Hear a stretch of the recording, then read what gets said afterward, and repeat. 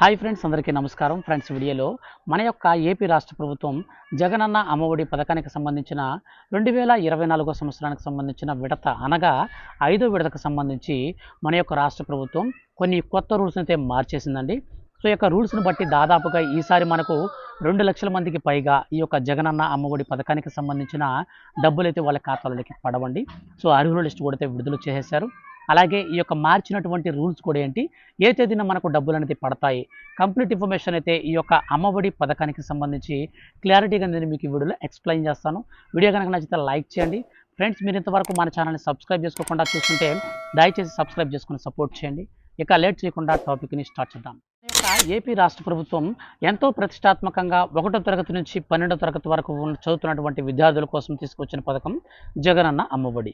ఈ పథకం కింద తొలుత మనకు 15,000 రూపాయల చొప్పున మన యొక్క ఏపీ రాష్ట్ర ప్రభుత్వం అయితే నేరుగా అర్హత కలిగినటువంటి విద్యార్థుల యొక్క తల్లులు అలాగే సంరక్షకులు ఎవరైనా ఉంటే వాళ్ళ ఖాతాల్లోకి అయితే వేస్తుండేదండి.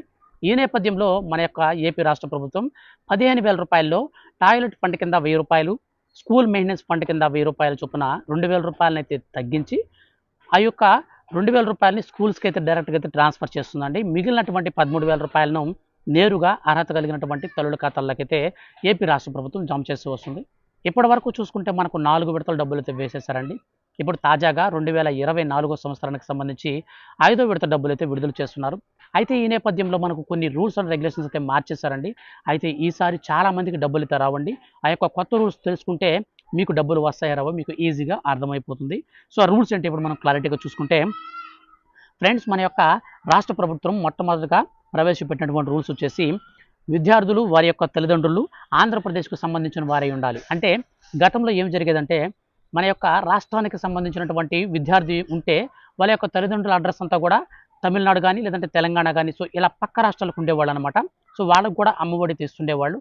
కానీ ఇప్పుడు ఇక్కడి నుంచి అలా ఇవ్వరండి.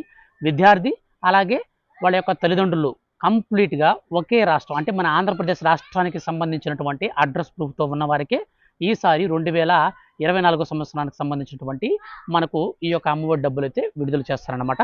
సో తర్వాత రెండోది వచ్చేసి తల్లిదండ్రులు ఖచ్చితంగా ఆధార్ కార్డు, ఓటర్ కార్డు అలాగే దానితో పాటుగా రేషన్ కార్డు, ఈ 3 కార్డులు అనేది తల్లిదండ్రులు అనేది కలిగి ఉండాలన్నమాట. ఇక చూసుకుంటే ప్రైవేటు లేదా ప్రభుత్వ పాఠశాలల్లో చదువుతున్నటువంటి విద్యార్థులకు 75% హాజరు అనేది ఖచ్చితంగా కలిగి ఉండాలండి. ఈ యొక్క 75% హాజరు కనుక లేకపోతే మీకు ఈసారి అమ్మఒడి అయితే రాదనమాట. సో దీన్ని చాలా లాస్ట్ 2 టైమ్స్ అయితే మాత్రం సడలించారు. కానీ ఈసారి మాత్రం స్ట్రాంగ్ అయితే పట్టేశారనమాట. 75% కంటే అటెండెన్స్ తక్కువ ఉంటే మీకు అమ్మఒడి రాదు, ఆశ వదులుకోవాల్సిందే. కాబట్టి రెగ్యులర్గా మీరు స్కూల్స్కి అయితే వెళ్ళాల్సిందే. సో తర్వాత వచ్చేసి మనకు కుటుంబ ఆదాయం విషయానికి వస్తే గ్రామీణ ప్రాంతాల వారికి అయితే 10,000 రూపాయలు, అలాగే పట్టణ ప్రాంతాలకు సంబంధించిన వారైతే 12,000 రూపాయలు. అంటే మనకు ఈ విధంగా నెలసరి ఆదాయం అయితే కలిగి ఉండాలండి. 5 ఎకరాలలోపు మెట్ట లేదా భూమి మొత్తం మీద కలిపి 7 ఎకరాల కంటే మించి ఉండకూడదన్నమాట. సో మీకు విద్యుత్ వినియోగం అనేది మీకు నెలకు 300 యూనిట్ల కంటే మించి ఉండకూడదండి. 300 యూనిట్ల కంటే కరెంటు బిల్లు కనుక మీకు ఎక్కువ వస్తే మీరు ఈ పథకానికి సంబంధించి అనర్హులు అనమాట. స్థిరాస్తి విషయానికి వస్తే పట్టణాల్లో చూసుకుంటే 1000 చదరపు అడుగుల కంటే మించకూడదన్నమాట. అలాగే విద్యార్థులు మధ్యలో బడి మానేస్తే తదుపరి విడత మీకు అమ్మఒడి అయితే రాదన్నమాట. సో బాగా గుర్తుపెట్టుకోండి. స్టూడెంట్స్ అయితే మనకు మధ్యలో చదువు అయితే మానేయకూడదన్నమాట, రెగ్యులర్గా వెళ్ళాలి. అలాగే 4 వీలర్ కారు ఉన్నా అలాగే మనకు ఈ యొక్క 4 చక్రాల వాహనాలు ఏవైనా కలిగి ఉంటే ఖచ్చితంగా వాళ్ళకి రాదండి.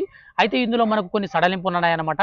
సో ఈ యొక్క సడలింపుల విషయానికి వస్తే పారిశుద్ధ్య కార్మికులకు, ప్రభుత్వ ఉద్యోగులకు కూడా రాదు కాబట్టి, కానీ మనకు ఈ యొక్క పారిశుద్ధ్య కార్మికులు ఎవరైతే ఉంటారో వాళ్ళకైతే అమ్మఒడి ఖచ్చితంగా వస్తుందన్నమాట. అలాగే 4 చక్రాల వాహనానికి వస్తే ట్రాక్టర్ ఉన్న వాళ్ళందరూ కూడా ఎలిజిబుల్ అనమాట.